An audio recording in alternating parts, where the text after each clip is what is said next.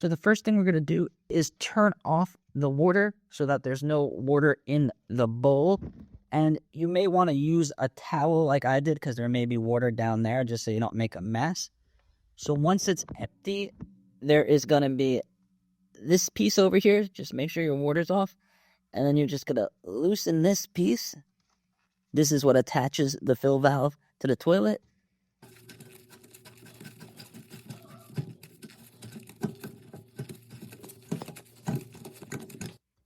So now it's disconnected. There's also going to be a plastic nut here that you have to take off so that the fill valve will come out.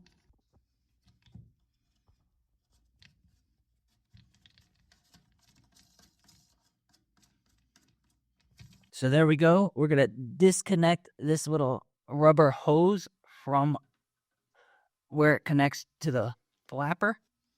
So now the old one is out. And the new one looks exactly the same size, so I'm not going to adjust it.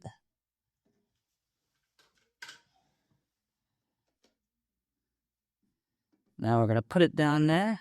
And now we have the other one is over here, the new one.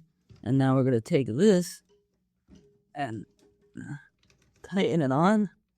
This is going to hold it in place. I'm using the same one that was on there. Now it's on. Make sure it's tight. Give it a little tight with my wrench. And then now we're going to put the water line on like this. Make sure this is on tight so you don't get a leak. Like that. So now the new one's on there. Everything is connected. So now we're just going to have to put this little pipe. There's a opening there. Just remember when you take the old one off to notice where it goes. And then we're going to put it in like that. We're going to turn our water back on. Watch what happens. I'm going to flush.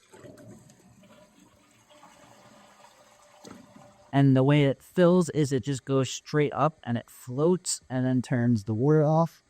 So let's watch it go.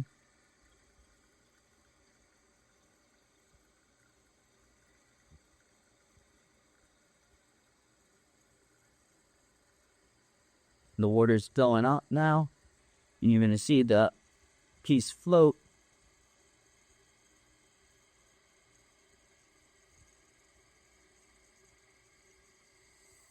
And there we go. Nice and quiet. Fills up good.